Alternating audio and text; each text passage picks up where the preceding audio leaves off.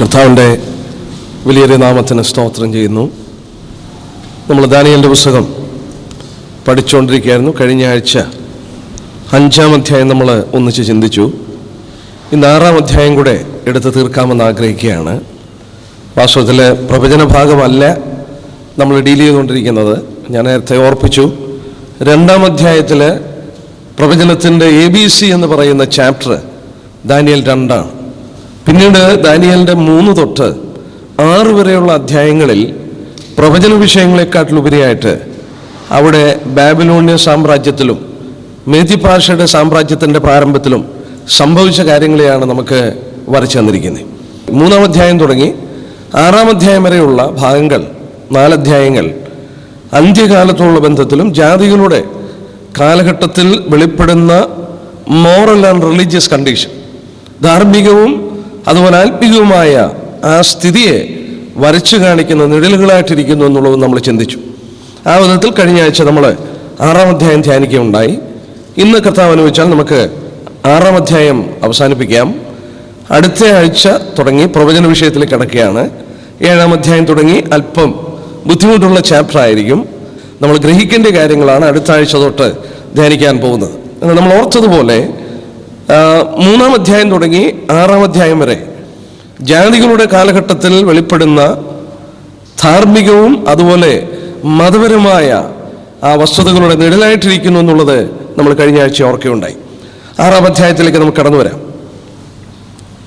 ഈ 6-ാം അധ്യായം തുടങ്ങുന്നത് നമ്മൾ 2-ാം അധ്യായത്തിൽ കണ്ട 2ാമത്തെ സാമ്രാജ്യത്തിൻ്റെ ഇൻട്രഡക്ഷനാണ്. ബാബിലോണിയൻ സാമ്രാജ്യം കഴിഞ്ഞാൽ ഉടനെ മേദ്യരുടെയും പാർശ്വരുടെയും ഭരണകൂടം വരുമെന്നുള്ളത് 2-ാം അധ്യായത്തിൽ കണ്ടു. അതിൻ്റെ ഇൻട്രഡക്ഷനാണ് നമ്മൾ വാസ്തവത്തിൽ ഈ 6-ാം അധ്യായത്തിൽ കാണുന്നത്. നമ്മൾ 5-ാം അധ്യായത്തിൻ്റെ അവസാന വാക്യത്തെ നമ്മൾ വായിക്കുകയുണ്ടായി. ആ രാത്രിയിൽ തന്നെ കൽദയ രാജാവായ ബെൽഷസ്സർ കൊല്ലപ്പെട്ടു. മേദ്യനായ ദാരിവേശ് 62 വയസ്സുള്ളവനായി രാജ്യത്വം പ്രാപിച്ചു. നമ്മൾ ബാബിലോൺ സാമ്രാജ്യം മാറി മേദ്യരുടെയും പാർശ്വരുടെയും സാമ്രാജ്യം എഴുന്നേറ്റ് വരുന്ന ചിത്രത്തോടുള്ള ബന്ധത്തിലാണ് 5-ാം അധ്യായത്തിൻ്റെ അവസാനിക്കുന്നത്. നമ്മൾ ആ ചിത്രത്തിൽ 2-ാം അധ്യായത്തിൽ കണ്ട ചിത്രത്തിൽ തങ്കത്തിൻ്റെ തല കഴിഞ്ഞ് വെള്ളി കൊണ്ടുള്ള നെഞ്ചും കൈയും ആ ഭരണകൂടം വന്നു കഴിഞ്ഞു. അതാണ് വാസ്തവത്തിൽ 5-ാം അധ്യായത്തിൻ്റെ അവസാന ഭാഗത്ത് നമ്മൾ കാണുന്നത്. ബാബിലോണിയൻ ഭരണകൂടം 67 വർഷം നിലനിന്നു. 67 വർഷം. പ്രത്യേകം നമ്മളിവിടെ പഠിച്ചു നോക്കുകയാണെങ്കിൽ ബാബിലോണിൻ്റെ വീഴ്ച BC 538 സംഭവിക്കുന്നത്. BC 538 ബാബിലോൺ സാമ്രാജ്യം വീണുപോയി. 67 വർഷം അവർ ഭരിച്ചിട്ട് ആ സാമ്രാജ്യം അസ്തമിച്ചപ്പോൾ മേദ്യരുടെയും പാർശ്വരുടെയും സാമ്രാജ്യം എഴുന്നേറ്റ് വന്നു. നമുക്ക് ബാബിലോൺ സാമ്രാജ്യം അവസാനിച്ച ഉടനെ നമ്മളിവിടെ വായിക്കുന്നുണ്ട്, മേദ്യനായ ദാരിവേശ് 62 വയസ്സുള്ളവനായി രാജ്യത്വം പ്രാപിച്ചു. ദാരിവേശ് ഭരണം ഏറ്റെടുത്ത് കഴിഞ്ഞ ശേഷം താൻ മരിക്കുന്നത് BC 536 ഒരു നിമിഷം ആ ഡേറ്റ് ശ്രദ്ധിക്കണം. നമുക്ക് ബാബിലോൺ സാമ്രാജ്യം അവസാനിച്ചത് BC 538. BC 538 ബാബിലോണിയൻ സാമ്രാജ്യം ഭരണം അവസാനിച്ച് മേദ്യരുടെയും പാർശ്വരുടെയും ഭരണകൂടം ഏറ്റെടുക്കുമ്പോൾ ദാരിവേശ് ഭരണം ഏറ്റെടുക്കുന്നു. ദാരിവേശ് ഭരണം ഏറ്റെടുത്തിട്ട് BC 536 ദാരിവേശ് മരിക്കുന്നു. എന്ന് പറഞ്ഞാൽ ദാരിവേശ് 2 വർഷമേ ഭരണം നടത്തിയുള്ളൂ. ഈ 2 വർഷത്തിനുള്ളിൽ സംഭവിച്ച വസ്തുതയാണ് ഈ 6-ാം അധ്യായത്തിൽ നമുക്ക് വായിപ്പാനായിട്ട് കഴിയുന്നത്. 2 വർഷത്തിനുള്ളിൽ സംഭവിച്ച കാര്യമാണ്. ചരിത്രം പറയുന്നത് ഈ ഭാഗം ആയപ്പോൾ ദാരിവേശ് ഭരണം ഏറ്റെടുത്തപ്പോൾ ദാനിയേലിന് 90 വയസ്സോളം അടുത്തിട്ടുണ്ട്. 80-നും 90-നും വയസ്സിന് മധ്യത്തിലായിരിക്കുന്നു എന്നുള്ളത് പ്രത്യേക ശ്രദ്ധേയമാണ്. എന്ന് പറഞ്ഞാൽ ഒരു വൃദ്ധനായ മനുഷ്യനാണ്. എന്നാൽ നമ്മൾ ഈ ഭാഗം ഒന്ന് ചിന്തിച്ചു നോക്കാം. 2-3 വാക്യം നമുക്ക് നോക്കാം. 2-3 വാക്യം. രാജ്യമൊക്കെയും ഭരിക്കേണ്ടതിന് രാജ്യത്തിൽ 120 പ്രധാന ദേശാധിപതികളെയും അവരുടെ മേൽ 3 അധ്യക്ഷന്മാരെയും നിയമിപ്പാൻ ദാരിവേശിന് ഇഷ്ടം തോന്നി. ഈ 3-രിൽ ദാനിയേൽ ഒരുവനായിരുന്നു. രാജാവിന് നഷ്ടം വരാതിരിക്കേണ്ടതിന് പ്രധാന ദേശാധിപതികൾ അവർക്ക് കണക്ക് ബോധിപ്പിക്കേണ്ടിയിരുന്നു. നമ്മളോട് വായിക്കുന്നു, ഏകദേശം 120 പ്രധാന ദേശാധിപതികളും അവരുടെ മേൽ ഏകദേശം 3 പ്രസിഡന്റുമാരും, ഈ 3 പ്രസിഡന്റിന്റെ മുകളിൽ ദാനിയേലിനെ ഇതിൻ്റെ എല്ലാം ഉപരിയായിട്ട് ഒരു ചുമതലയുള്ള വ്യക്തിയായിട്ട് ഈ വൃദ്ധനായ ദാനിയേലിനെ ആക്കുകയാണ്. നമ്മളൊന്ന് ചിന്തിച്ചു നോക്കിയേ, ഈ വാർദ്ധക്യത്തിൽ ഒരു രാജ്യത്തിൻ്റെ മുഴുവൻ കണക്കുകളെ ശ്രദ്ധിപ്പാൻ കഴിവുള്ള ഒരു ദാനിയേലിനെ ഒന്ന് ചിന്തിച്ചു നോക്കിയേ. അവൻ്റെ വാർദ്ധക്യം വാസ്തവത്തിൽ മറികടന്നുകൊണ്ട് തൻ്റെ പ്രായത്തെക്കാൾ ഉപരിയായിട്ടുള്ളൊരു ഭരണം സാമർഥ്യം താൻ ഇവിടെ വരിക്കുമ്പോൾ അതിൻ്റെ ചില കാരണങ്ങൾ നമുക്ക് തിരുവചനത്തിൽ കാണാൻ കഴിയുന്നുണ്ട്. 3-ാം വാക്യത്തിൽ നമ്മളത് കാണുന്നു. ദൈവം വെച്ചാൽ പിന്നീട് നമുക്കത് ചിന്തിക്കാം. 3-ാം വാക്യത്തിൽ Daniel ഉത്കൃഷ്ട മാനസനായിരുന്നു. Because he had an excellent spirit was in him. There was an excellent spirit in Daniel. ദാനിയേലിന് ഒരു ഉത്കൃഷ്ടമായ ആത്മാവുണ്ടായിരുന്നു. എന്താണെന്നുള്ളത് നമുക്ക് പിന്നീട് ചിന്തിക്കാം. എന്നാൽ ഇവിടെ നമ്മൾ പ്രത്യേകം ശ്രദ്ധിക്കേണ്ട ഒരു കാര്യം, ഇനി സംഭവിക്കുന്ന കാര്യങ്ങളെ ശ്രദ്ധിക്കുമ്പോൾ നമുക്ക് തന്നെ ഒരു ചിന്താകുലം വരും. എന്തുകൊണ്ടാണ് രാജഭരണം നടക്കുന്ന കാലഘട്ടങ്ങളിൽ രാജാക്കന്മാർക്ക് അവർ ചിന്തിക്കുന്ന കാര്യങ്ങൾ നടത്തുവാൻ കഴിയാത്തത്? 6-ാം അധ്യായം നമുക്ക് വളരെ പരിചയമാണ്. നമ്മൾ സൺഡേ സ്കൂളിലൊക്കെ പഠിക്കുന്ന ഒരു ഭാഗമാണ്. മാത്രമല്ല വളരെ കുഞ്ഞായിരിക്കുമ്പോൾ അമ്മമാർ സാധാരണ പറഞ്ഞു തരുന്ന കഥ ദാനിയേലിനെ സിംഹക്കുഴിയിലിട്ടതാണ്. അത്ര പരിചയമുള്ള ഒരു വേദഭാഗമാണ് ഈ 6-ാം അധ്യായം. എന്നാൽ ഈ 6-ാം അധ്യായത്തെ നമ്മൾ വായിക്കുമ്പോൾ നമുക്ക് തന്നെ ഒരു സംശയം വരും. എന്തുകൊണ്ടാണ് ഈ രാജാവിന് ഈ സിംഹക്കുഴിയിൽ ഇടാതെ ദാനിയേലിനെ വിടുവിപ്പാൻ കഴിയാഞ്ഞത്? മാത്രമല്ല, രാജാവ് ശ്രമിച്ചിട്ടും, രാജാവാണ് ശ്രമിക്കുന്നത്, രാജാവ് സന്ധ്യ വരെ ശ്രമിച്ചിട്ടും ദാനിയേലിനെ സിംഹക്കുഴിയിൽ നിന്ന് വിടുവിപ്പാൻ കഴിയുന്നില്ലേ? നമ്മളത് കാരണം മനസ്സിലാക്കണം. നമ്മൾ 2-ാം അധ്യായം പഠിച്ചപ്പോൾ അല്പമൊന്ന് ശ്രദ്ധിച്ചതാണ്. നമ്മൾ 2-ാം അധ്യായത്തിൻ്റെ 39-ാം വാക്യം ഇങ്ങനെയാണ് വായിച്ചത്. ദാനിയേൽ 2:39 നമ്മളിങ്ങനെ വായിച്ചു. 39, അതായത് തിരുമേനി എന്നവിടെ പറഞ്ഞിരിക്കുന്നത് ബാബിലോൺ ഭരണകൂടമാണ്. 2:39 തിരുമനസിന്റെ ശേഷം തിരുമേനിയേക്കാൾ താണതായ മറ്റൊരു രാജ്യത്വം സർവഭൂമിയും വാഴുവാനിരിക്കുന്നതായി നോക്കുക. തിരുമേനിക്ക് ശേഷം തിരുമേനിയേക്കാൾ നമ്മളിവിടെ വായിക്കുന്നു താണതായ മറ്റൊരു രാജ്യം. It is little more inferior than Babylonian empire. നമ്മൾ ആ കണ്ട ചിത്രത്തിൽ ഓർത്തു, തങ്കം കൊണ്ടുള്ള തല, പിന്നീട് വെള്ളി കൊണ്ടുള്ള കൈയും നെഞ്ചുമാണ്. നോക്കുക, മെറ്റലിന്റെ വാല്യൂ തന്നെ കുറയുകയാണ്. നമ്മളത് പഠിച്ചപ്പോൾ ഓർത്തു, ഗോൾഡിന്റെ സ്പെസിഫിക് ഗ്രാവിറ്റി 19.3 അതിൽ നിന്ന് വെള്ളിയുടെ സ്പെസിഫിക് ഗ്രാവിറ്റി ആയിട്ട് കുറയുന്നു 10.5. ദൈവജനത്തിൽ പറഞ്ഞ പോലെ തന്നെ തിരുമേനിയേക്കാൾ താഴെ ഒരു ഭരണകൂടം ദാരിവേശ് ഭരണമേറ്റെടുക്കുമ്പോൾ ലോകത്തിലാഗോളം ഭരിക്കുന്ന ഒരു രാജാവിനെ ദൈവം ഉയർത്തുകയാണ്. നമ്മൾ എന്തുകൊണ്ടാണ് അത് അങ്ങനെയെന്ന് ചോദിച്ചാൽ, നോക്കുക, നെബൂഖദ്നേസർ ഭരിച്ചപ്പോൾ, അതായത് ബാബിലോൺ സാമ്രാജ്യം ഭരണം നടത്തിയപ്പോൾ നമ്മൾ നേരത്തെ ചിന്തിക്കുകയുണ്ടായി, ഇറ്റ് വാസ് ഓട്ടോക്രാറ്റ് റൂൾ, സ്വച്ഛാധിപതിയുടെ ഭരണമാണ്. എന്ന് പറഞ്ഞാൽ അവന്റെ ഇഷ്ടം നിയമമായിരുന്നു. നെബൂഖദ്നേസർ എന്തു പറഞ്ഞോ അവൻ പരമാധികാരിയാണ്, ഏകാധിപതിയാണ്. ഹി വാസ് ആൻ ഓട്ടോക്രാറ്റ് എന്ന് പറഞ്ഞാൽ അവനൊരു സ്വച്ഛാധിപതിയാണ്. അവന്റെ ഇഷ്ടം പോലെ അവൻ ഭരിക്കുവാൻ അവന് സാധിച്ചു. എന്തു പറഞ്ഞാലും അതനുസരിച്ച് സാധ്യമാകുകയുണ്ടായിരുന്നു. എന്നാൽ അതിൻ്റെ ശേഷം തിരുമേനിയേക്കാൾ താണതായ ഒരു രാജ്യം വരുന്നു, ഇൻഫീരിയർ. നമ്മളിവിടെ പഠിച്ചു നോക്കി, നമ്മൾ കണ്ടു വെള്ളി കൊണ്ടുള്ള ഭരണകൂടം. ആ ഭരണകൂടം നമ്മൾ ഓർത്തു, ഇറ്റ് ഈസ് ബ്യൂറോക്രാറ്റിക് ഗവൺമെന്റ്. അതിൻ്റെ അർത്ഥം ഉദ്യോഗസ്ഥ മേധാവിത്വമുള്ള ഒരു ഭരണകൂടം. രാജാവ് മാത്രമല്ല, രാജാവിനെ സഹായിക്കുകയും നിയമങ്ങൾ പ്രാബല്യത്തിൽ കൊണ്ടുവരാൻ തക്കവണ്ണം തെരഞ്ഞെടുക്കപ്പെട്ട ഒരു ഉദ്യോഗസ്ഥന്മാരുടെ സംഘമുണ്ട്. വളരെ പ്രാധാന്യം. ആ സംഘമാണ് നമ്മളിവിടെ കാണുന്നത്. 120 പ്രധാന ദേശാധിപതികളും നോക്കുക ഇവിടെ ഉണ്ടായിരുന്നു എന്ന് വായിക്കുന്നുണ്ട്. അവരൊരു വിധത്തിൽ സ്ഥലങ്ങളുടെ പ്രസിഡന്റുമാരായിരുന്നു. നമ്മൾ വീണ്ടും ഇവിടെ ശ്രദ്ധിച്ചു നോക്കിയാൽ രാജാവിന് തനിയെ ഒന്നും ചെയ്യുവാൻ കഴിയാത്തൊരു സാഹചര്യം. രാജാവ് പരമാധികാരിയാണ്, വളരെ ഉന്നതനാണ്. പക്ഷെങ്കിൽ രാജാവിന് നിയമങ്ങൾ പ്രാബല്യത്തിൽ കൊണ്ടുവരാൻ ഉറപ്പിച്ചു കൊടുക്കുന്ന ഒരു പാർലമെന്റ് പോലെയുള്ള ഉദ്യോഗസ്ഥ മേധാവിത്വമുള്ള ഒരു ഭരണകൂടം അത് നടക്കുകയാണ്. നമുക്കതിൻ്റെ മനോഹരമായ തെളിവാണ് എസ്തേറിന്റെ പുസ്തകത്തിലും കാണുന്നത്. എസ്തേറിന്റെ പുസ്തകം ഞാൻ വായിക്കുന്നില്ല, എടുത്തു നോക്കിയോ. ഈ ഭരണകൂടമാണ് അവിടെ പറഞ്ഞിരിക്കുന്നത്. എസ്തേറിന്റെ പുസ്തകം 1-ാം അധ്യായത്തിന്റെ 1-ാം വാക്യവും 3-ാം വാക്യവും വായിച്ചു നോക്കിയാൽ മേദ്യരും പാർശ്വരും ഭരണമെറ്റെടുത്തു. അവിടെ നമ്മൾ വായിക്കുന്നുണ്ട്, ഹിന്ദുദേശം മുതൽ കൂശുദേശം വരെ 127 സംസ്ഥാനങ്ങളിൽ അഹശ്വേരോശ് രാജാവ് ഭരണം ഏറ്റെടുത്തിരിക്കുകയാണ്. എന്ന് പറഞ്ഞാൽ ഹിന്ദുദേശം എന്ന് പറഞ്ഞാൽ ഇന്ത്യ തുടങ്ങി കൂശുദേശം, എത്യോപ്യ വരെ, ഇന്ത്യ തുടങ്ങി ആഫ്രിക്ക വരെയുള്ള ആ പ്രതലം മുഴുവൻ ഭരിച്ചുകൊണ്ടിരുന്നു മേദ്യരും പാർശ്വരും. ഇന്ത്യയെക്കുറിച്ചുള്ള പരാമർശം ഈ എസ്തേറിന്റെ പുസ്തകത്തിൽ മാത്രമേ നമ്മൾ കാണുന്നുള്ളൂ. ആ പേര് പറഞ്ഞ ഹിന്ദുദേശം എന്ന് പറഞ്ഞാൽ ഹിന്ദുദേശം, അവിടെ മുതൽ എത്യോപ്യ വരെ ഭരിച്ചിരുന്നു മേദ്യരും പാർശ്വരും. അന്ന് നമുക്കറിയാം, രാജാവ് തന്നെ വസ്തി രാജ്ഞിയെ ഉപേക്ഷിക്കാൻ അഹശ്വേരോശിനോട് കൽപ്പന കൊടുക്കുന്നത് അല്ലെങ്കിൽ ആലോചന കൊടുക്കുന്നത് പ്രഭുക്കന്മാരുടെ സംഘമാണ്. നമ്മൾ എസ്തേറിന്റെ പുസ്തകം 1-ാം അധ്യായത്തിന്റെ 21-ാം വാക്യത്തിലൊക്കെ അത് വായിക്കുന്നുണ്ട്. ഉദ്യോഗസ്ഥന്മാർ, പ്രഭുക്കന്മാർ രാജാവിനോട് പറഞ്ഞു, രാജാവിനെ അനുസരിക്കാത്ത രാജ്ഞിയെ ഉപേക്ഷിക്കണം. രാജാവിന് അത് അനുസരിക്കേണ്ടതായിട്ട് വന്നു. നോക്കുക, ദാനിയേലിന്റെ പുസ്തകം 6-ാം അധ്യായത്തിന്റെ നമ്മൾ 6-7 വാക്യങ്ങൾ വായിച്ചാൽ ഈ രാജാവ് ദാരിവേശ് ദാനിയേലിനെ സിംഹക്കുഴിയിൽ നിന്ന് വിടുവിക്കാൻ വേണ്ടി ആകുന്ന ശ്രമിച്ചിട്ടും നടക്കുന്നില്ലേ?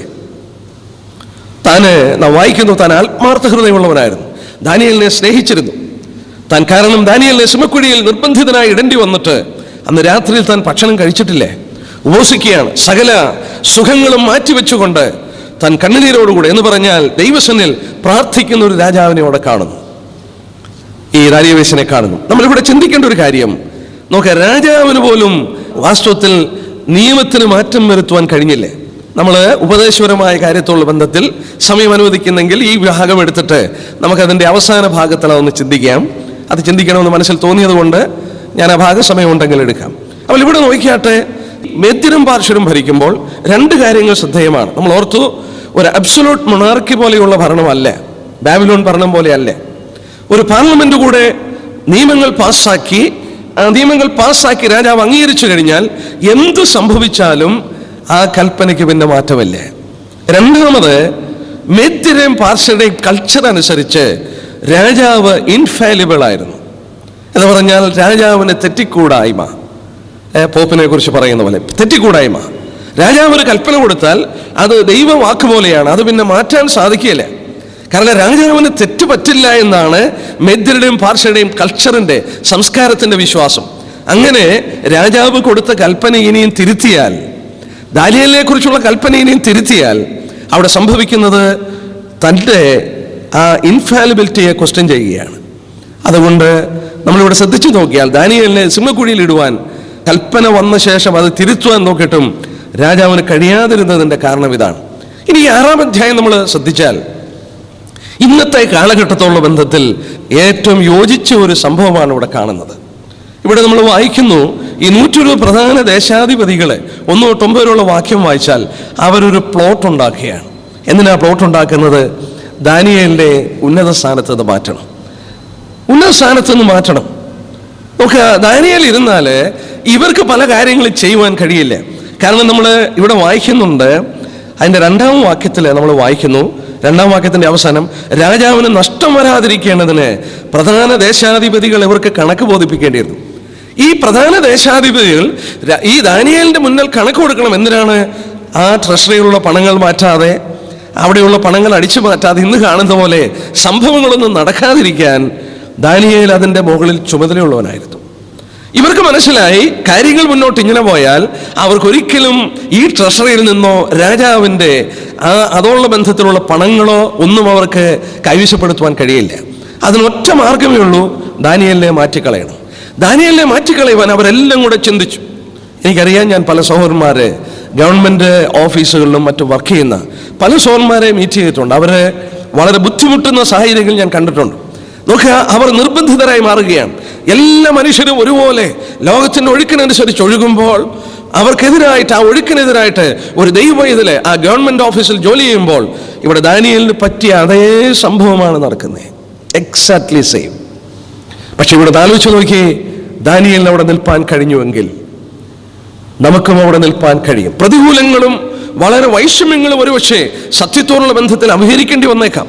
പക്ഷെ അവിടെയാണ് ദൈവത്തിൻ്റെ അത്ഭുതകരമായ കരം പ്രദർശിപ്പിക്കപ്പെടാൻ പോകുന്നത്. ഈ പാഠം നമ്മളെ ഭയങ്കരമായി പഠിപ്പിക്കുന്നു. അതിൻ്റെ 5-ാം വാക്യം നോക്കിയാട്ടെ. 5-ാം വാക്യം, അവരെ വളരെ ശ്രമിച്ചു നോക്കിയിട്ട് അവർ തന്നെ പറയുകയാണ്, അപ്പോൾ ആ പുരുഷന്മാർ, നാം ഈ ദാനിയേലിന്റെ നേരെ അവനെ സംബന്ധിച്ച്, അവന്റെ ദൈവത്തിന്റെ ന്യായപ്രമാണം സംബന്ധിച്ചല്ലാതെ മറ്റൊരു കാരണവും കണ്ടെത്തുകയില്ല എന്ന് പറഞ്ഞു. എന്തൊരു വാക്യമാണ്! ഒന്ന് ചിന്തിച്ചു നോക്കിയേ. ഒരു ഗവൺമെന്റിൽ ഉന്നതനായിരിക്കുന്ന ഒരു ഉദ്യോഗസ്ഥനെ കുറിച്ച് അവന്റെ ശത്രുക്കൾ, അവനെ വാസ്തവത്തിൽ വകവരുത്തുവാൻ ആഗ്രഹിക്കുന്ന ശത്രുക്കൾ പറയുന്ന സാക്ഷ്യമാണ്. ആ സാക്ഷ്യം എന്താണ്? അവനെ കുറിച്ച് യാതൊന്നും പറയുവാൻ കഴിയില്ല. അവന്റെ ദൈവത്തോടുള്ള ബന്ധത്തിലല്ലാതെ, അവന്റെ ആത്മീയകാര്യത്തോടുള്ള ബന്ധത്തിലല്ലാതെ ഒരു കാര്യത്തിലും അവനെ നമുക്ക് മറ്റൊരു കാരണവും കണ്ടെത്തുവാൻ കഴിയില്ല എന്ന് പറയുമ്പോൾ ദാനിയേലിന്റെ സാക്ഷ്യം അവിടെ ഇത് ചിന്തിച്ചാട്ടെ. ഇത്ര ഉത്കൃഷ്ട മനുഷ്യനെ വാസ്തവത്തിന്റെ തന്ത്രത്തിൽ അകപ്പെടുത്തി സിംഹത്തിന് തിന്നുവാൻ എറിഞ്ഞു കൊടുക്കുവാൻ ഇവർ തീരുമാനിച്ചതിന്റെ കാരണം എന്താണ്? വാസ്തവത്തിൽ അസൂയയാണ്. എൻ്റെ പ്രിയപ്പെട്ടവരെ, ഒന്ന് ചിന്തിച്ചു നോക്കിയേ. അവരെക്കാട്ടിൽ ഉന്നതനായി ഈ ദാനിയേലിനെ ആക്കി കഴിഞ്ഞപ്പോൾ അവരുടെ മനസ്സിൽ അസൂയ ഉണ്ടായി. എൻ്റെ മനസ്സിൽ കൂടെ പല ചിന്തകൾ കടന്നുപോയി. എങ്കിലും ഞാനൊന്ന് ഓർപ്പിക്കട്ടെ, ഹൃദയത്തിൽ അങ്കുരിക്കുന്ന ചെറിയ അസൂയ ഉണ്ടല്ലോ, നാം പിന്നീട് വായിക്കുന്നു, അവരുടെ കുടുംബങ്ങൾ, കുഞ്ഞുങ്ങളും സ്ത്രീകളും താഴെ ചെല്ലുന്നതിന് മുമ്പ് സിംഹങ്ങൾ അവരെ അടിച്ച് കൊന്നുകളഞ്ഞു. ആ കുടുംബങ്ങൾ നശിച്ചു പോയതിൻ്റെ റൂട്ട് കോസ് ഈസ് ജലസി. ഞാൻ ചിന്തിച്ചു, ശൗലിന് സിംഹാസനം നഷ്ടപ്പെട്ടത്, ശൗൽ എന്ന് പറയുന്ന ഇസ്രായേലിന്റെ ആദ്യത്തെ രാജാവിന് സിംഹാസനം നഷ്ടപ്പെട്ടതിന്റെ കാരണം എന്താ? ജലസി. ശൗൽ 1000, ദാവീദോ 10,000 എന്ന് സ്ത്രീകൾ ഗാനപ്രതിഗാനമായി പാടിയപ്പോൾ ശൗലിന്റെ ഹൃദയത്തിൽ അസൂയ തോന്നി. തിരുവചനത്തിൽ പരിശോധിച്ചാൽ അറിയാം, നമ്മുടെ ഫലങ്ങളെ നശിപ്പിക്കുന്നത് ചെറിയ കുറുക്കന്മാരാണെന്ന് തിരുവചനത്തിൽ വായിക്കുന്നു. വലിയ പാപങ്ങളെക്കാട്ടിൽ ആത്മീയ വളർച്ചയ്ക്ക് തടസ്സമായി നിൽക്കുന്നത്, നമ്മളെ തകർത്ത് കളയുന്നത്, നമ്മുടെ മനസ്സിൽ അങ്കുരിക്കുന്ന ഈ ജഡത്തോട് പറ്റി നിൽക്കുന്ന ചെറിയ പാപങ്ങളാണ്. അസൂയ, അഹന്ത, നോക്കുക, സെൽഫിഷ്നെസ്, മോട്ടീവ്സ്. ഇവിടെയും നമ്മൾ ചിന്തിച്ചാൽ ഈ ദാനിയേലിനെതിരായിട്ട് എന്തെല്ലാം ശ്രമങ്ങൾ നടത്തിയിട്ടും ഒന്നും കണ്ടുപിടിക്കാൻ സാധിച്ചില്ല. ഒരു വാക്യം ഒന്ന് വായിച്ചേക്കാം, സദൃശ്യവാക്യം 27-ന്റെ 4-ാം വാക്യം ഒന്ന് വായിച്ചേക്കാം. ഇതുള്ള ബന്ധത്തിൽ Proverbs chapter 27 verse 4. നോക്കുക, അസൂയുള്ള ബന്ധത്തിൽ ഒന്ന് കുറിക്കൊള്ളേണ്ട ഒരു വാക്യമാണ്. നമ്മളിങ്ങനെ വായിക്കുന്നു, ക്രോധം ക്രൂരവും കോപം പ്രളയവുമാകുന്നു, ജാരശങ്കയുടെ മുമ്പിലോ ആർക്ക് നിൽക്കാം. ഇംഗ്ലീഷിൽ ഞാനൊന്ന് വായിക്കാം. Wrath is cruel and anger is outrageous. Who is able to stand before envy? ജാരശങ്ക എന്നവിടെ പറഞ്ഞിരിക്കുന്നത് അസൂയാണ്, envyയാണ്. Wrath is cruel and anger is outrageous. But who is able to stand before envy? അസൂയയുടെ മുന്നിൽ ആർക്ക് നിൽപ്പാൻ കഴിയുമെന്നാണ് ചോദിക്കുന്നത്. കോപം കൊണ്ടും മനുഷ്യന്റെ പൊട്ടിയൊഴുകുന്ന ക്രോധം കൊണ്ടും പല ദോഷങ്ങൾ ചെയ്യും എങ്കിലും who can stand before envy? അസൂയ വലിയ ദോഷങ്ങൾ ഉളവാക്കുന്നു എന്നുള്ളത് ഈ അധ്യായത്തിൽ നിന്ന് നമുക്ക് പഠിക്കുവാനായിട്ട് സാധിക്കുന്നു. നമുക്ക് ഇവിടെ ഈ ഭാഗങ്ങൾ പഠിച്ചപ്പോൾ ഞാൻ പല ഗ്രന്ഥങ്ങളിൽ കൂടെ പരിശോധിച്ചു പോയപ്പോൾ ചിലർ ഇതിനെക്കുറിച്ച് പറഞ്ഞായിട്ട് പറഞ്ഞു, ഈ ദാനിയേൽ എന്ന് പറയുന്ന മനുഷ്യൻ is he real or unreal? അവന് യാഥാർത്ഥ്യമായ ഒരു മനുഷ്യനാണോ അതോ അങ്ങനെ ഒരു മനുഷ്യൻ അല്ലയോ എന്ന് ചോദിക്കുകയാണ്. കാരണം അവനെക്കുറിച്ച് ഒരു കുറ്റവും പറയാനില്ലേ, അവനെ എത്ര തിരക്കിയിട്ടും ഒരു കുറ്റവും പറയാനില്ലാത്ത ഈ ദാനിയേൽ ഇങ്ങനെ ഒരു മനുഷ്യൻ ഉണ്ടോ, whether he is real or unreal എന്നുള്ളൊരു ചോദ്യം ചിലരുടെ മനസ്സിൽ അങ്കുരിച്ചെന്നുള്ളത് എനിക്ക് വായിപ്പാൻ കഴിഞ്ഞു. നമ്മളെന്നാൽ ഈ ഭാഗത്തിലേക്ക് നോക്കാം.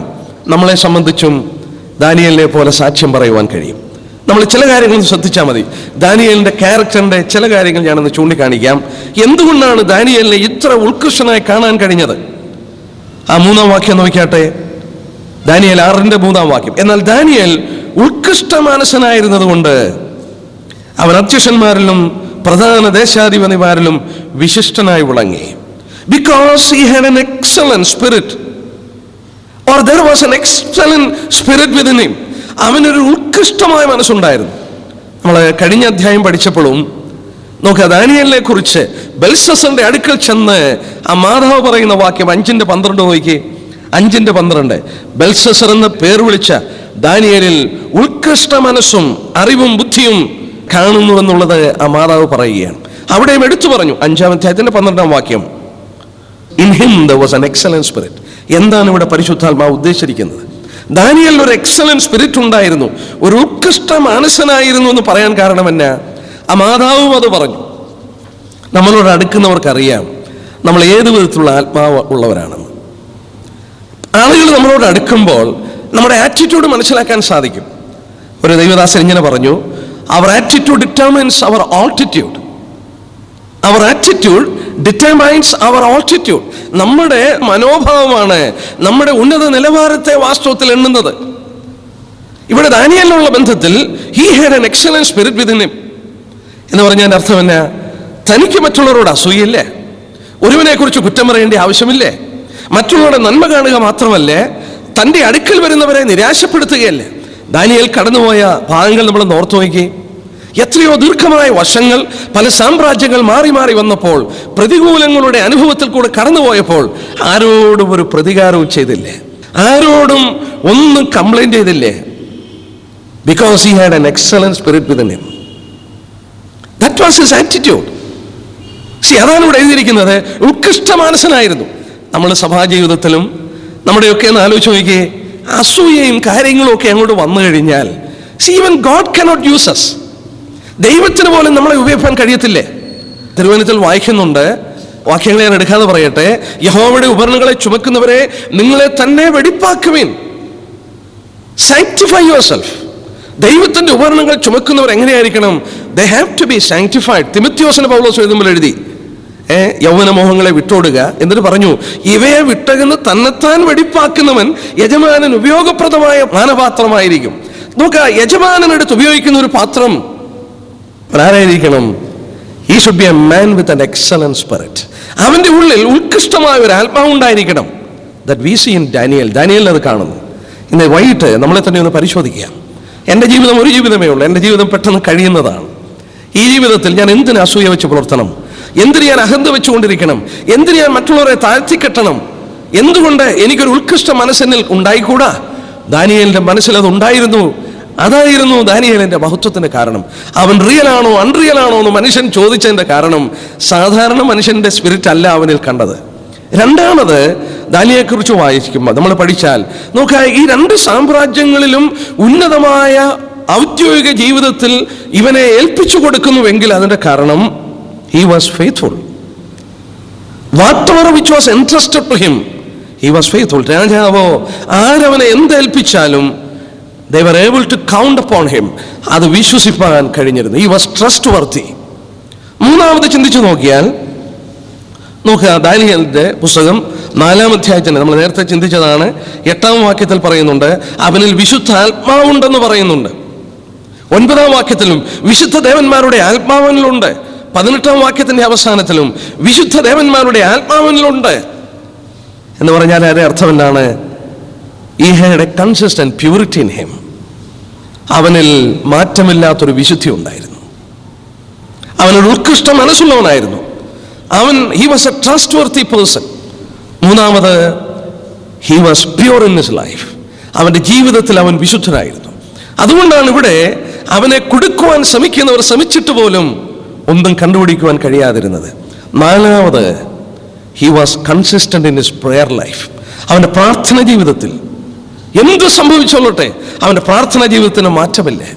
6-ാം അധ്യായത്തിന്റെ 10-ാം വാക്യം ഒന്ന് വായിക്കാം. രേഖപ്പെടുത്തി കഴിഞ്ഞു, തന്നെ സിംഹത്തിന്റെ ഗുഹയിൽ ഇടാൻ പോവുകയാണെന്ന് വിവരം അറിഞ്ഞു കഴിഞ്ഞു. സാധാരണക്കാരനാണ്, പരുതും രാജാവിനെ പോയി ഓടിക്കണ്ട് കാണുവാനൊക്കെ ശ്രമിക്കും. 6-ന്റെ 10-ാം വാക്യം നോക്കി. എന്നാൽ രേഖ എഴുതിയിരിക്കുന്നത് ദാനിയേൽ അറിഞ്ഞപ്പോൾ അവൻ വീട്ടിൽ ചെന്നു. അവന്റെ മാളികമുറിയുടെ കിളിവാതിൽ യെരൂശലേമിന്റെ നേരെ തുറന്നിരുന്നു. താൻ മുമ്പേ ചെയ്തു വന്നതുപോലെ ദിവസം 3 പ്രാവശ്യം മുട്ടുകുത്തി തന്റെ ദൈവത്തിന്റെ സന്നിധിയിൽ പ്രാർത്ഥിച്ച് സ്തോത്രം ചെയ്തു. Praise the Lord. നമ്മളൊന്ന് ചിന്തിച്ചു നോക്കി. രേഖപ്പെടുത്തി കഴിഞ്ഞു, കൽപ്പന പുറപ്പെട്ടു കഴിഞ്ഞു, തന്നെ വധിക്കാൻ പോവുകയാണ്, തന്നെ സിംഹക്കുഴിയിൽ ഇടാൻ പോവുകയാണ്. ദാനിയേലിന് ഇതെല്ലാം മനസ്സിലായി. ദാനിയേൽ വായിക്കുന്നു, പതിവ് പോലെ 3 പ്രാവശ്യം ദൈവത്തിന്റെ സന്നിധിയിൽ മുട്ടുകുത്തി പ്രാർത്ഥിച്ചു. മാത്രമല്ല പ്രാർത്ഥിച്ച് സ്തോത്രം ചെയ്തു എന്ന് പറയുന്നു. അവനത് സ്തോത്രം ചെയ്യാന്ന് പറഞ്ഞാൽ he gave thanks to God. ഈ ഡിഗ്രി, അതായത് ഈ കൽപ്പനയ്ക്കും അവൻ ദൈവത്തിന് സ്തോത്രം പറയുകയാണ്. എന്നാൽ ഇവിടെ ശ്രദ്ധിക്കേണ്ട ഒരു കാര്യം, 3 നേരം പ്രാർത്ഥിച്ചു. ദാവീദിനെ കുറിച്ചും 55-ാം സങ്കീർത്തനം 17-ാം വാക്യം നോക്കി. Psalms 55:17. 55-ന്റെ 17, 55-ന്റെ 17-ാം വാക്യം. അവിടെ വായിക്കുന്നത്, ഞാൻ വൈകുന്നേരത്തും കാലത്തും ഉച്ചയ്ക്കും സങ്കടം ബോധിപ്പിച്ച് കരയും, അവൻ എൻ്റെ പ്രാർത്ഥന കേൾക്കും. ദാവീദിനെ കുറിച്ചും വായിക്കുന്നു, 3 നേരം സന്ധ്യയ്ക്കും രാവിലെയും ഉച്ചയ്ക്കും പ്രാർത്ഥിക്കുന്നു. സൗരന്മാരെ, ദൈവത്തോടുള്ള കൂട്ടായ്മയുടെ മനോഹരമായ ചിത്രമാണ്. ദിവസം 3 നേരം പ്രാർത്ഥിപ്പാൻ കഴിയുക. ദാവീദ് പ്രാർത്ഥിച്ചു, ദാനിയേൽ പ്രാർത്ഥിച്ചു, പതിവ് പോലെ അവൻ പ്രാർത്ഥിച്ചു എന്നാണ്. മാത്രമല്ല യെരൂശലേമിന്റെ നേരെ അവൻ കിളിവാതിലുകളെ തുറന്നിട്ടു എന്നാണ്. എന്തിനാണ് യെരൂശലേമിന് നേരെ തുറന്നിട്ടത്? പ്രവാസത്തിൽ പോയ യഹൂദന്മാർ, ബാബിലോൺ പ്രവാസം, മേദ്യരുടെ പ്രവാസത്തിൽ കിടക്കുകയാണ്. ലോകത്തിലെ ഏത് കോണിലും ചിതറിക്കപ്പെട്ട യഹൂദൻ പ്രാർത്ഥിക്കുമ്പോൾ മുസ്ലിങ്ങൾ മെക്കയിലേക്ക് നോക്കി പ്രാർത്ഥിക്കുന്ന പോലെ അവർ യെരൂശലേമിലേക്ക് നോക്കി പ്രാർത്ഥിച്ചിരുന്നു. അവരുടെ ദൈവത്തിലുള്ള വിശ്വാസം, it was an act of faith. ദൈവം അവരെ പുനഃസ്ഥാപിക്കുമെന്നുള്ളതും ദൈവത്തിന്റെ വാഗ്ദത്തങ്ങൾക്ക് മാറ്റമില്ലെന്നുള്ളതിൻ്റെയും വാസ്തവത്തിൽ അതിൻ്റെ വലിയൊരു തെളിവായിരുന്നു യെരൂശലേമിന്റെ നേരെ നോക്കി പ്രാർത്ഥിക്കുന്നത്. നമുക്ക് നോക്കാം. ദാനിയേലിനെ സിംഹക്കുഴിയിലിട്ടു. അതിൻ്റെ ഡീറ്റെയിൽസിലേക്ക് നമുക്ക് പോകേണ്ട ആവശ്യമില്ല. നമുക്കറിയാം, രാജാവ് വളരെ ശ്രമിച്ചു നോക്കി, രക്ഷിപ്പാനായിട്ട് കഴിയുന്നില്ല. 14-ാം വാക്യം അത് പറയുന്നുണ്ട്. രാജാവ് ഈ വാക്ക് കേട്ടപ്പോൾ അത്യന്തം വ്യസനിച്ചു. ദാനിയേലിനെ രക്ഷിപ്പാൻ മനസ്സ് വെച്ചു. അവനെ രക്ഷിപ്പാൻ സൂര്യൻ അസ്തമിക്കുവോളം പ്രയത്നം ചെയ്തു. സന്ധ്യ വരെ രാജാവ് ശ്രമിക്കുകയാണ് അവനെ വിടുവിക്കാൻ. സാധിക്കുന്നില്ലേ? സന്ധ്യയ്ക്ക് സിംഹത്തിന്റെ കുടിയിൽ ഇട്ടുകൊടുക്കുവാനായിട്ട് കൽപ്പന രാജാവ് കൊടുക്കുകയാണ്. എന്നാലോചിച്ച് നോക്കുക, സന്ധ്യ ഇരുട്ടായി. ആ സന്ധ്യയുടെ സമയത്ത് വൈകിട്ട് വരെ രാജാവ് ശ്രമിച്ചിട്ട് നടക്കാതെ വന്നപ്പോൾ രാജാവ് കൽപ്പന കൊടുത്തു സിംഹത്തിന്റെ കുടിയിൽ ഇടുവാൻ. വളരെ വ്യസനിച്ചു രാജാവ്. പിന്നെ നമുക്ക് എന്ത് സംഭവിച്ചു എന്നുള്ള അറിയില്ല. ഈ ഗാർഡ്സ്, അതായത് ഈ കാവൽക്കാര്, പടയാളികൾ ദാനിയേലിനെ പിടിക്കുവാൻ വന്നപ്പോൾ ദാനിയേൽ എങ്ങനെ അതിനോട് അഭികരിച്ചു എന്ന് എഴുതിയിട്ടില്ല. സിംഹത്തിന്റെ ഗുഹയിൽ ഇട്ട് കഴിഞ്ഞപ്പോൾ ഈ ദാനിയേൽ എങ്ങനെ അവിടെയും പ്രവർത്തിച്ചെന്നുള്ളത് വെളിപ്പെടുത്തിയിട്ടില്ലേ? നമുക്കത് ദൈവം മറച്ചു വെച്ചിരിക്കുകയാണ്. അത് അത്ഭുതകരമായ കാര്യമാണെന്ന് ഞാൻ വിശ്വസിക്കുന്നു. ഈ സിംഹങ്ങൾ ചുറ്റും വന്നിട്ട് തന്നെ കടിച്ചു കീറാതെ തന്റെ ചുറ്റും നിൽക്കുക. രാത്രിയിൽ ദാരിവേശ് കിടക്കയിൽ ഉറങ്ങാതെ കിടന്ന് മറിയുകയാണ്. രാജാവിന് ഉറക്കമില്ല. ദാനിയേൽ സിംഹത്തിന്റെ ഗുഹയ്ക്കകത്ത് അവൻ സുഖമായിട്ട് അവിടെ കഴിയുകയാണ് രാത്രിയിൽ. നമുക്കറിഞ്ഞുകൂടാ എന്തൊക്കെ സംഭവിച്ചെന്നുള്ളത്. പലരും പല മനോഭാവത്തിൽ അതിനെക്കുറിച്ച് എഴുതിയിരിക്കുന്ന വായിപ്പാൻ സാധിച്ചു. വളരെ തണുപ്പുള്ള ഗുഹയുടെ അന്തർഭാഗത്ത് ആ സിംഹങ്ങൾ ദാനിയേലിനോട് മുട്ടിയുരുമ്മി അവ ദാനിയേലിന് ചൂട് കൊടുത്തെന്നും ദാനിയേൽ അവയുടെ ആ ഫെറിലോട്ട് അവന്റെ ശിരസ് ചായച്ചു വെച്ച രാത്രിയിൽ ദാനിയേൽ ഉറങ്ങിയെന്നും ഒക്കെ അതിനെക്കുറിച്ച് ചിന്തിക്കുന്നവരും പറയുന്നവരൊക്കെ ഉണ്ട്. പക്ഷെ തിരുവചനത്തിൽ അതിൻ്റെ ഒന്നും തെളിവില്ല. എന്നാൽ അവിടെ ഈ സിംഹക്കുഴിയിൽ അവനെ ഇടുമ്പോൾ 16-ാം വാക്യം ഒന്ന് ശ്രദ്ധിക്കുക. അങ്ങനെ രാജാവിന്റെ കൽപ്പനയാൽ അവൻ ദാനിയേലിനെ കൊണ്ടുവന്നു സിംഹങ്ങളുടെ ഗുഹയിൽ ഇട്ട് കളഞ്ഞു. രാജാവ് ദാനിയേലിനോട് സംസാരിച്ചു. നീ ഇടപെടാതെ സേവിച്ചു വരുന്ന നിന്റെ ദൈവം നിന്നെ രക്ഷിക്കുമെന്ന് കൽപ്പിച്ചു. എനിക്ക് തോന്നുന്നു ദാരിവേശന്റെ ഉള്ളിലും ഈ ദൈവത്തെക്കുറിച്ച് വിശ്വാസം ഉണ്ടായിരുന്നു. നിന്റെ ദൈവം നിന്നെ രക്ഷിക്കും. Your God will save U. എന്നിട്ട് 8-17-ാം വാക്യം, അവർ ഒരു കല്ല് കൊണ്ടുവന്ന് ഗുഹയുടെ വാതിൽക്ക് വെച്ചു. ദാനിയേലിനെ കുറിച്ചുള്ള നിർണയത്തിന് മാറ്റം വരാതിരിക്കേണ്ടതിന് രാജാവ് തന്റെ മോതിരം കൊണ്ടും മഹത്തുക്കളുടെ മോതിരം കൊണ്ടും അതിന് മുദ്രയിട്ടു. അതിനെക്കുറിച്ച് പഠിച്ചിട്ടുള്ളവർ പറയുന്നത്, ആ കല്ലിന്റെ കുറുകെ ചരടുകൾ വെച്ചിട്ട് കർത്താവിനെയും ഒരു കല്ലറയ്ക്കകത്ത് അവന്റെ ശരീരം വെച്ചിട്ട് റോമാക്കാരുടെ മുദ്ര വെച്ചു എന്ന് പറയുന്നുണ്ട്. അതും ഒരു ചരട് അതിന്റെ കുറുകെ വെച്ചിട്ട് അത് സീൽ ചെയ്തെന്നുള്ളതാണ് പറയുന്നത്. ഈ സീലിങ്ങിനെ കുറിച്ച് നമുക്ക് പിന്നീട് ദൈവം അനുവദിച്ചാൽ നമുക്ക് നോക്കാം. ഇവിടെ നമുക്ക് ചിന്തിപ്പാനായിട്ടുള്ള ഒരു പ്രധാന കാര്യം, ഇത്ര ഭക്തനായി ജീവിച്ചൊരു മനുഷ്യൻ, ദൈവത്തെ സേവിച്ചൊരു മനുഷ്യൻ, യാതൊരു കുറ്റവും പറയുവാൻ നിവൃത്തിയില്ലാത്തൊരു മനുഷ്യൻ. ഈ മനുഷ്യനെയും മുമ്പിലത്തെ അധ്യായങ്ങളിൽ നമ്മൾ പഠിച്ചു. 3 ബാലന്മാരെ തീച്ചൂളയിലും പിടിച്ചെടുത്തു. അവരാരും ഒരു തെറ്റും ചെയ്തിട്ടില്ല. അവരൊന്നും ഒരു തെറ്റും ചെയ്യാത്തവരാണ്. അവർ ദൈവത്തെ ആത്മാർത്ഥമായി സേവിച്ചു നിന്നവരാണ്. നമുക്ക് ആ തീജ്വാലയിൽ അവരെ ഇട്ടുകളഞ്ഞു. അതുപോലെ ഈ ദാനിയേലിനെ പിടിച്ച് സിംഹത്തിന്റെ കുഴിയിൽ ഇട്ടുകളഞ്ഞു. എന്നാൽ എബ്രായ ലേഖനം 11:33 നമ്മളൊരു പരാമർശം വായിക്കുന്നുണ്ട്. ഹീബ്രൂസ് ചാപ്റ്റർ 11:33 ഇങ്ങനെ വായിക്കുന്നു: വിശ്വാസത്താൽ അവർ രാജ്യങ്ങളെ അടക്കി, നീതി നിർത്തി, വാഗ്ദത്തം പ്രാപിച്ചു, സിംഹങ്ങളുടെ വായ അടച്ചു. വിശ്വാസത്താൽ സിംഹത്തിന്റെ വായ അടച്ചു. ദാനിയേൽ 6:23 നോക്കിയാട്ടെ. അപ്പോൾ രാജാവ് അത്യന്തം സന്തോഷിച്ച് ദാനിയേലിനെ ഗുഹയിൽ നിന്ന് കയറ്റുവാൻ കൽപ്പിച്ചു. അവൻ ദാനിയേലിന്റെ ഗുഹയിൽ നിന്ന് കയറ്റി അവൻ തന്റെ ദൈവത്തിൽ വിശ്വസിച്ചിരുന്നത് കൊണ്ട് അവന് യാതൊരു കേടും പറ്റാതെ ഇരുന്നു. ഇവിടെയും എടുത്തു പറഞ്ഞു, അവന്റെ ദൈവത്തിൽ വിശ്വസിച്ചിരുന്നത് കൊണ്ട്. അവന്റെ ദൈവത്തിൽ വിശ്വസിച്ചിരുന്നത് കൊണ്ട്. നമ്മൾ എബ്രായ ലേഖനത്തിൽ വായിക്കുന്നു, വിശ്വാസത്താൽ സിംഹത്തിന്റെ വായ അടച്ചു കളഞ്ഞു. നോക്കുക, അലറുന്ന സിംഹം പോലെ നമ്മുടെ നേരെ ശത്രു കടന്നു വരും. ഏതെല്ലാം വിധത്തിലാണ് കടന്നു വരുന്നത്? ശന്ത്രക്കനെയും മേശക്കനെയും അബോദ്രോഹിനെയും പിടിച്ച് തീച്ചൂളയിലിട്ട് കളഞ്ഞു. ഒരു ദൈവദാസൻ പറഞ്ഞു, യെസ്, ഇവരെ പിടിച്ച് അങ്ങനെ ഇട്ടതിന്റെ കാരണം അവരെ ആ കാലത്തോട് ഇണങ്ങിച്ചേരാഞ്ഞുകൊണ്ടാണ്. യോഹന്നാന്റെ സുവിശേഷം 17:19 വാക്യത്തിൽ വായിക്കുന്നുണ്ട്. കർത്താവ് പറഞ്ഞു, ഞാൻ നിങ്ങളെ ലോകത്തിൽ നിന്ന് തിരഞ്ഞെടുത്തുകൊണ്ട് നിങ്ങൾക്ക് ലോകത്തിൽ കഷ്ടമുണ്ട്. നിങ്ങൾ ലോകക്കാരായിരുന്നെങ്കിൽ ലോകം നിങ്ങളെ പകയ്ക്കയില്ലായിരുന്നു. ഇന്ന് സന്ധ്യയിൽ നമ്മളൊന്ന് ശ്രദ്ധിക്കേണ്ടത് ആവശ്യമാണ്. നമ്മളിവിടെ ഒന്ന് ചിന്തിച്ചു നോക്കുക. ഒരു ദൈവദാസൻ രേഖപ്പെടുത്തിയ പോലെ നോക്കുക, ഈ ബാലന്മാരെ തീച്ചൂളയിൽ പിടിച്ചിട്ടപ്പോൾ നമ്മൾ വായിക്കുന്നു, they were standing when all was kneeling. ആ 3 ബാലന്മാരെ കുറിച്ച് ഓർത്തു നോക്കി. എല്ലാവരും ആ വാദ്യഘോഷം കേൾക്കുമ്പോൾ ഈ രാജാവ് നാട്യ ബിംബത്തെ വീണ് നമസ്കരിക്കണമെന്ന് പറഞ്ഞപ്പോൾ ആ 3 ബാലന്മാർ അവിടെ നിൽക്കുകയായിരുന്നു. they were standing when all were kneeling. ദാനിയേലിനെ സംബന്ധിച്ച് നാം വായിക്കുന്നു, അവരെല്ലാം നിൽക്കുമ്പോൾ he was kneeling. മറ്റുള്ളവരെല്ലാം അവിടെ നിന്നപ്പോൾ ദാനിയേൽ വാസ് നീലിംഗ്, അവൻ മുട്ടുകുത്തുകയായിരുന്നു. എന്ന് പറഞ്ഞാൽ മറ്റുള്ളവർ ചെയ്യുന്നതിൽ നിന്ന് വ്യത്യസ്തമായി ഇവർ ചെയ്തു. അവരതിൻ്റെ ഭവിഷ്യത്തുകൾ അനുഭവിച്ചു. ഇന്ന് സന്ധ്യയിൽ നമ്മളൊരു കാര്യം മനസ്സിലാക്കണം. കർത്താവിൻ്റെ വാക്കുകൾ, ഒരു നിമിഷം ഒരു വാക്യമെങ്കിലും, പലതുണ്ടെങ്കിലും, യോഹന്നാൻ 15:19, നിങ്ങൾ ലോകക്കാരായിരുന്നുവെങ്കിൽ ലോകം തനിക്ക് സ്വന്തമായി എന്നെ സ്നേഹിക്കുമായിരുന്നു. എന്നാൽ നിങ്ങൾ ലോകക്കാരായിരിക്കാതെ ഞാൻ നിങ്ങളെ ലോകത്തിൽ നിന്ന് തിരഞ്ഞെടുത്തതുകൊണ്ട് ലോകം നിങ്ങളെ പകയ്ക്കുന്നു. ആ 3 ബാലന്മാർ ലോകത്തോട് ഇണങ്ങിച്ചേർന്നില്ലേ? അവരെല്ലാം വീണ് നമസ്കരിച്ചപ്പോൾ അവർ ദൈവത്തിന്റെ സന്നിധിയിൽ നിന്നു, അവർ തീച്ചൂളയിലിട്ടു. ദാനിയേലിനെ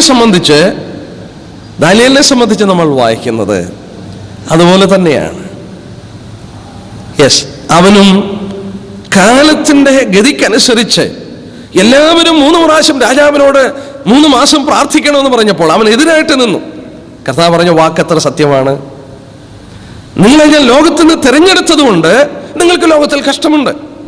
നിങ്ങൾ ലോകക്കാരായിരുന്നുവെങ്കിൽ നിങ്ങൾക്ക് കഷ്ടമില്ലായിരുന്നു. ഇന്ന് സന്ധ്യയിലെ ഞാൻ തുറന്ന ഹൃദയത്തോട് പറയട്ടെ, വളരെ തെറ്റായ ഒരു ഉപദേശം ലോകത്തിലാകെ പ്രബലമാവുന്നുണ്ട്. യേശുക്രിസ്തുവിന്റെ അടുക്കൽ വന്നു കഴിഞ്ഞാൽ എല്ലാ പ്രശ്നവും തീർന്നു. യേശുക്രിസ്തുവിന്റെ അടുക്കൽ വന്നാൽ യാതൊരു പ്രശ്നങ്ങളുമില്ല. പിന്നെ സമ്പത്തിന്റെ പ്രശ്നങ്ങള്, ആരോഗ്യത്തിന്റെ പ്രശ്നങ്ങള് എല്ലാം മാറി ഒരു പ്രോസ്പെറിറ്റി ഗോസ്പൽ ഇന്ന് പ്രബലമായിക്കൊണ്ടിരിക്കുകയാണ്. ഞാനൊരു സത്യം പറയട്ടെ, ഈ വചനത്തിന് വിരുദ്ധമായ പഠിപ്പീരാണത്. ഈ സ്ക്രിപ്ചറിന് എതിരായിട്ടാണ് പ്രസംഗിക്കുന്നത്. എത്ര വലിയ ആൾ പ്രസംഗിച്ചാലും നമ്മളൊരു കാര്യം മനസ്സിലാക്കണം, ഉരകല്ല് ദൈവത്തിന്റെ വചനമാണ്. ഇന്ന് TV ഓൺ ചെയ്താൽ കേൾക്കുന്ന ന്യൂസ് പ്രസംഗം മുഴുവൻ പ്രോസ്പെറിറ്റി ഗോസ്പലാണ്. നിങ്ങൾ വരിക, നിങ്ങളുടെ പ്രശ്നങ്ങൾ തീരും, നിങ്ങൾക്ക് സമ്പത്ത് കിട്ടും, നിങ്ങൾക്ക് അത് കിട്ടും, ഇത് കിട്ടും, എല്ലാം കിട്ടും.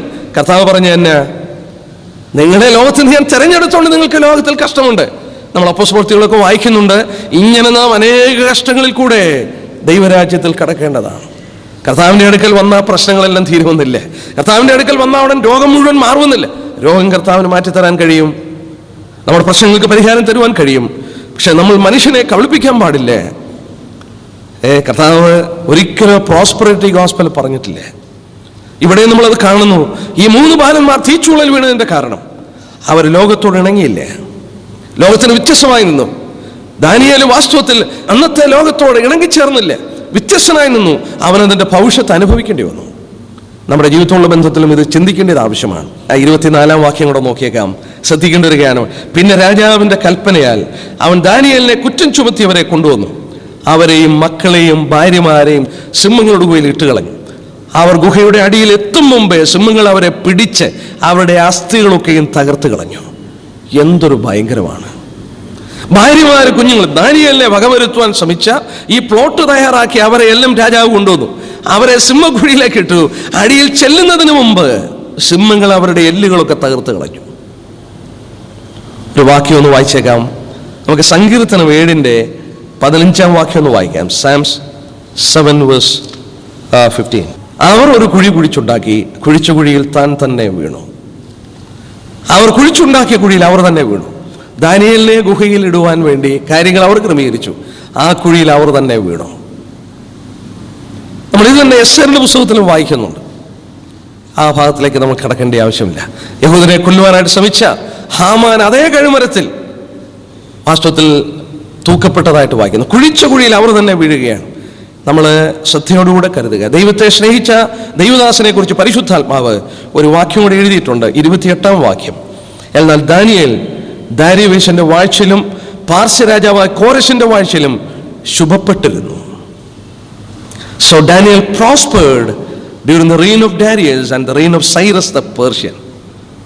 ആലോചിച്ച് അവിടെ എഴുതിയിരിക്കുന്നത്, അവനെ വകവരുത്തുവാൻ ശ്രമിച്ചവർ മുഴുവൻ സിംഹത്തിന്റെ അടി കൊണ്ട് തകർന്നപ്പോൾ ഇവിടെ പരിശുദ്ധാത്മാവ് എഴുതിയിരിക്കുന്നു, Daniel prospered. Daniel prospered, yes, during the reign of Darius and the reign of Cyrus the Persian. എന്തുകൊണ്ടാണ്? യാക്കോബ് 12 നമ്മൾ വായിക്കുന്നുണ്ട്. പരീക്ഷ സഹിക്കുന്ന മനുഷ്യൻ ഭാഗ്യവാൻ, അവൻ കൊള്ളാവുന്നതിനായി തെളിഞ്ഞ ശേഷം കർത്താവ് വാഗ്ദത്തം ചെയ്ത ജയകിരീടം പ്രാപിക്കും.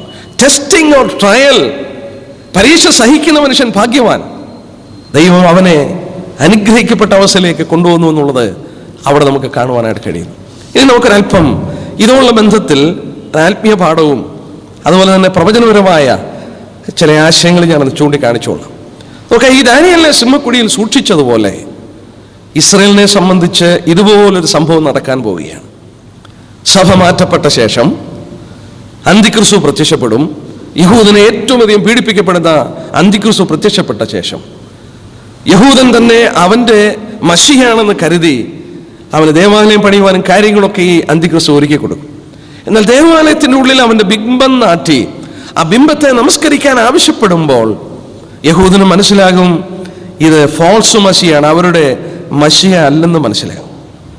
കർത്താവായ യേശു ക്രിസ്തു ഇതോടുള്ള ബന്ധത്തിൽ യഹൂദന് വാണിംഗ് കൊടുത്തിട്ടുണ്ട്. നോക്കാം, നമുക്ക് മത്തായിയുടെ സുവിശേഷം 24-ാം അധ്യായത്തിന്റെ 15-ാം വാക്യം നോക്കാം. കർത്താവ് കൊടുത്ത വാണിംഗാണ്. ദാനിയേൽ പ്രവാചകൻ മുഖാന്തരം അരുളി ചെയ്തതുപോലെ ശൂന്യമാക്കുന്ന മ്ലേച്ഛത വിശ്വസ്ത സ്ഥലത്ത് നിൽക്കുന്ന കാണുമ്പോൾ വായിക്കുന്നവൻ ചിന്തിച്ചു കൊള്ളട്ടെ. യഹൂദന് കൊടുത്ത വലിയൊരു മുന്നറിയിപ്പാണ്. അവന് ഇത് കാണുമ്പോൾ, ഈ സംഭവിച്ചതുപോലെ ഒരു സംഭവം നടക്കുമ്പോൾ, മത്തായി 24:15 നമ്മൾ വായിച്ചത്. എന്നാൽ കർത്താവ് വന്ന് പറഞ്ഞു, അന്ന് യഹൂദരുള്ളവർ മലകളിലേക്ക് ഓടിപ്പോകട്ടെ, മലകളിലേക്ക് ഓടിപ്പോകട്ടെ എന്ന് പറഞ്ഞു. വചനം നമ്മൾ അപഗ്രഥിച്ച് നോക്കിയാൽ ഒരു പ്രത്യേക സ്ഥലമാണ് അത് ചൂണ്ടിക്കാണിച്ചിരിക്കുന്ന കർത്താവ്. കാരണം യഹൂദന് ഈ ദാനിയേലിന് സംഭവിച്ചതുപോലെ പീഡയുടെ ഒരു അനുഭവം ഉണ്ടാകുമ്പോൾ അവനെ സിംഹത്തിന്റെ ഗുഹയിൽ സൂക്ഷിച്ചെന്ന് പറഞ്ഞ പോലെ ഒരു പ്രത്യേക സ്ഥലത്ത് യഹൂദന്മാരിൽ ഒരു ഭാഗത്തെ സൂക്ഷിക്കും. ആ ഭാഗം യോർദാനിലുള്ള പെട്ര എന്ന് പറയുന്ന സ്ഥലമാണെന്ന് ദൈവത്തിന്റെ ദാസന്മാർ പറയുന്നു. വചനത്തോടുള്ള ബന്ധത്തിൽ അവർ അതിനെ ചൂണ്ടിക്കാണിക്കുന്നുണ്ട്. ഞാൻ 1-2 വാക്യം ചൂണ്ടിക്കാണിക്കാം. ആദ്യം നമുക്ക് ദാനിയേൽ 11:41 വാക്യം വായിച്ചിട്ട് അവിടെ വരാം. Daniel chapter 11:41. അതായത് അവസാന കാലത്തിൽ യഹൂദന്റെ നേരെ വരുന്ന ശത്രു അവൻ മനോഹര ദേശത്തിലേക്കും കടക്കും, 10,000 പേര് വീഴും. എങ്കിലും ഏദോമും മോവാബും അമ്മോന്യ ശ്രേഷ്ഠന്മാർ അവന്റെ കയ്യിൽ നിന്ന് വഴുതിപ്പോകും. അവിടെ ഒരു പദപ്രയോഗമുണ്ട്, നോക്കുക. ഈ മനോഹര ദേശം യെരൂശലേമിൽ, അതായത് ഇസ്രായേലിനെ തകർക്കുമ്പോൾ ഇവിടെ പരിശുദ്ധാത്മാവ് എഴുതി തന്നു, ഏദോമും മോവാബും അമ്മോന്യ ശ്രേഷ്ഠന്മാരും അവന്റെ കയ്യിൽ നിന്ന് വഴുതിപ്പോകും. ഈഡോമൈറ്റ്സ്, മോബൈറ്റ്സ്, ആ സ്ഥലങ്ങൾ ഉപദ്രവത്തിൽ നിന്ന് രക്ഷപ്പെടും, അല്ലെങ്കിൽ ഉപദ്രവിക്കപ്പെടാതെ അവർ രക്ഷപ്പെടുമെന്നുള്ളത് ഇവിടെ സൂചനയുണ്ട്. ഈ ഏദോം മോവാബിന്റെ സ്ഥലം എവിടെയാണ്? ജോർദാനാണ്, ജോർദാന്റെ പ്രദേശമാണ്. ഇനി നമുക്ക് ഇതോട് ചേർത്ത് യെശയ്യാവ് 16:4 നോക്കിയാട്ടെ. ഇത് മനസ്സിൽ വെച്ചുകൊണ്ട് യെശയ്യാവ് 16:4 വാക്യം, ഐസയ്യാ 16:4. മോവാബിന്റെ പൃഷ്ഠന്മാർ നിന്നോടുകൂടെ പാർത്തുകൊള്ളട്ടെ, കവർച്ചക്കാരന്റെ മുമ്പിൽ നീ അവർക്കൊരു മറവായിരിക്കുക. എന്നാൽ പീഡകർ ഇല്ലാതെയാകും, കവർച്ച അവസാനിക്കും, ചവിട്ടിക്കളയുന്നവർ ദേശത്ത് നിന്ന് മുടിഞ്ഞു പോകും. അവിടെ പ്രത്യേകം എടുത്തു പറഞ്ഞു, മോവാബിന്റെ പൃഷ്ഠന്മാർ നിന്നോടുകൂടെ പാർത്തുകൊള്ളട്ടെ. ഔട്ട്കാസ്റ്റ് ഓഫ് മോബൈറ്റ്സ്, അവർ നിന്നോടുകൂടെ പാർത്തുകൊള്ളട്ടെ. കവർച്ചക്കാരന്റെ മുമ്പിൽ നീ അവർക്കൊരു മറവായിരിക്കുക. അന്തിക്രിസ്തുവിന്റെ തേഴ്വാഴ്ച നടക്കുമ്പോൾ, യഹൂദനെ ഭയങ്കരമായി പീഡിപ്പിക്കുമ്പോൾ, മോവാബിനോടുള്ള ബന്ധത്തിൽ ദൈവം പറഞ്ഞു, നീ അവർക്ക് മറവായിരിക്കുക. വീണ്ടും 26:20 പറയുന്ന വാക്യം നയിക്കട്ടെ. യെശയ്യാവ് 26:20 ഇതിന്റെ സൂചനയാണെന്ന് ചിലർ വിശ്വസിക്കുന്നു. യെശയ്യാവ് 26:20, എന്റെ ജനമേ വന്ന് നിന്റെ അറകളിൽ കടന്ന് വാതിലുകളെ അടയ്ക്കുക, ക്രോധം കടന്നുപോകുന്ന അല്പകാലം കൂടെ ഒളിച്ചിരിക്കുക. പുനരുദ്ധാനത്തോടുള്ള ബന്ധത്തിൽ അത് വരുന്നെങ്കിലും എന്റെ ജനമേ എന്ന് വിളിക്കുന്നത് യഹൂദനെയാണ്. നീ ഈ ക്രോധം കടന്നു പോകുവോളം അല്പകാലം കൂടെ ഈ വാതിൽ അകത്തുള്ളിൽ വന്ന് നീ ഒളിച്ചിരിക്കാൻ പറയുന്നു. പെട്ര എന്ന് പറയുന്ന സ്ഥലത്തെക്കുറിച്ച് പരിചയമുള്ളവർക്കറിയാം, ആ സ്ഥലത്ത് പോയിട്ടുള്ളവർക്കറിയാം, അല്ലെങ്കിൽ വായിച്ചിട്ടുള്ളവർക്കറിയാം. ഒരു ബാരൻ ലാൻഡാണ്, വളരെ ശൂന്യമായി കിടക്കുന്ന, മൈലുകൾ കിടക്കുന്ന ഒരു പ്രതലമാണ്, പാറകളും ശൂന്യതയും. അതിന്റെ പശ്ചത്തിൽ വലിയ 2 മലകളുടെ ഇടുക്കത്തിൽ ഒരു മനുഷ്യനെ കഷ്ടിച്ച് കയറിപ്പോകാവുന്ന ഒരു വലിയ വിള്ളലുണ്ട്. അത് കിലോമീറ്റർ കണക്കിന് ദൂരെയാണ്. അതിൻ്റെ ഉള്ളിൽ കൂടെ കടന്നു ചെന്നാൽ മോവാബിന്റെ ഉള്ളില് അവിടെ വിശാലമായ സ്ഥലമുണ്ട്. ഞാൻ വായിക്കുകയുണ്ടായി, ഈ സ്ഥലത്തെക്കുറിച്ച് പഠിച്ചിട്ട് മരിച്ചുപോയ W.E. ബ്ലാക്ക്സ്റ്റോൺ എന്ന് പറയുന്ന ഭക്തനായ ഒരു ദൈവദാസൻ, ദൈവത്തിന്റെ വചനത്തിന്റെ പഠിക്കുന്ന ഒരു വേദവിദ്യാർത്ഥി, W.E. ബ്ലാക്ക്സ്റ്റോൺ എന്ന് പറയുന്ന അദ്ദേഹം ഈ പെട്ര എന്ന് പറയുന്ന സ്ഥലത്ത് ചെന്നിട്ട് തൻ്റെ പണം ചെലവഴിച്ച് ഒരുപാട് ന്യൂ ടെസ്റ്റ്മെന്റ് മേടിച്ചിട്ട് ആ പെട്ര എന്ന് പറയുന്ന സ്ഥലത്ത് ഗുഹയ്ക്കകത്തൊക്കെ ഒളിപ്പിച്ചു വെച്ചിട്ടുണ്ട്. ഇപ്പോഴും സീലിയ അവിടെ വെച്ചിട്ടുണ്ട്. എന്തിനാണെന്നറിയാമോ? പീഡന കാലഘട്ടത്തിൽ യഹൂദൻ, നമ്മൾ വായിച്ചതുപോലെ, അവർ അവിടെ ഒളിച്ചിരിക്കുമ്പോൾ ദൈവം ആ പ്രത്യേക ഭാഗം അടച്ചു കളയും. അതിന്റെ തെളിവ് നമുക്ക് വെളിപാട് പുസ്തകത്തിൽ കാണാൻ കഴിയും. നമുക്ക് അവിടെ അടച്ചു കളഞ്ഞാൽ ശത്രുവിന് കയറുവാൻ കഴിയില്ല. അന്ന് അവർ അവിടെ ഒളിച്ചിരിക്കുമ്പോൾ അവർക്ക് സത്യം മനസ്സിലാകാനായിട്ട് ഈ ന്യൂ ടെസ്റ്റ്മെന്റ് അവിടെ കൊണ്ടുവന്ന് ഒളിപ്പിച്ച് വെച്ചിരിക്കുകയാണ്. അത് W.E. ബ്ലാക്ക്സ്റ്റോൺ എന്ന് പറയുന്ന ഒരു ദൈവദാസനാണ് അത് പഠിച്ച് മനസ്സിലാക്കി ആ സ്ഥലത്തിൽ ഈ ശുശ്രൂഷ ചെയ്തത്. ദൈവം ഓരോരുത്തർക്ക് കൊടുക്കുന്ന വെളിച്ചമനുസരിച്ച് ഓരോ ശുശ്രൂഷ ചെയ്യുന്നു. ഒരു കാര്യം കൂടി ഞാൻ ഓർപ്പിച്ച് ഈ പാഠം അവസാനിപ്പിക്കാൻ നോക്കാം. ദാനിയേലിന്റെ പുസ്തകം 6-ാം അധ്യായത്തിന്റെ 17-ാം വാക്യം. അത് ശ്രദ്ധേയമായതും ഉപദേശത്തോടുള്ള ബന്ധത്തിലും പ്രാധാന്യതയുള്ള ഒരു വേദഭാഗമാകിയാൽ അവിടെ വന്ന് എടുക്കാമെന്ന് ഞാൻ ചിന്തിച്ചു. 6-ന്റെ 17-ാം വാക്യം നമുക്കൊന്ന് വായിക്കാം. ദാനിയേൽ പുസ്തകം 6-ന്റെ 17. അവൻ ഒരു കല്ല് കൊണ്ടുവന്ന് ഗുഹയുടെ വാതിൽ വെച്ചു. അടുത്ത ഭാഗം ശ്രദ്ധിക്കണം. ദാനിയേലിനെ കുറിച്ചുള്ള നിർണയത്തിന് മാറ്റം വരാതിരിക്കേണ്ടതിന് രാജാവ് തന്റെ മോതിരം കൊണ്ടും മഹത്വങ്ങളുടെ മോതിരം കൊണ്ടും അതിന് മുദ്രയിട്ടു. 6-ന്റെ 17 ഞാൻ ഇംഗ്ലീഷിലൊന്ന് വായിക്കാം. Then a stone was brought and laid on the mouth of the den, and the king sealed it with his own signet ring and with the signets of his lords, that the purpose concerning Daniel might not be changed. എന്തിനാണ് ആ മുദ്രമോതിരം കൊണ്ട് മുദ്രയിട്ടത്?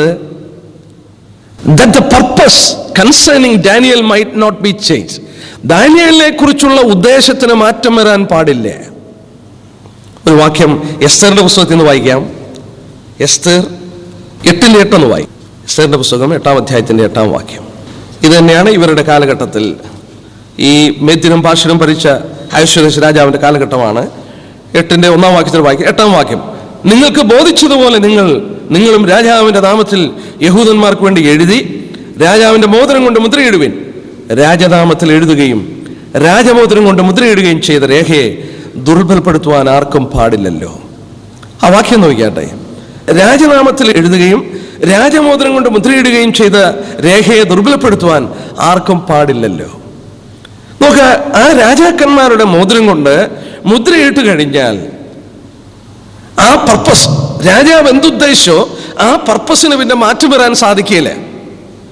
മുദ്ര എൻ്റെ ചെറുപ്പകാലത്ത് ഞാൻ കണ്ടിട്ടുണ്ട്. എൻ്റെ നാട്ടില് ഞാൻ ജനിച്ചു വളർന്നത് ഒരു ഗ്രാമപ്രദേശത്ത്. അവിടെ വനങ്ങളുണ്ടായിരുന്നു.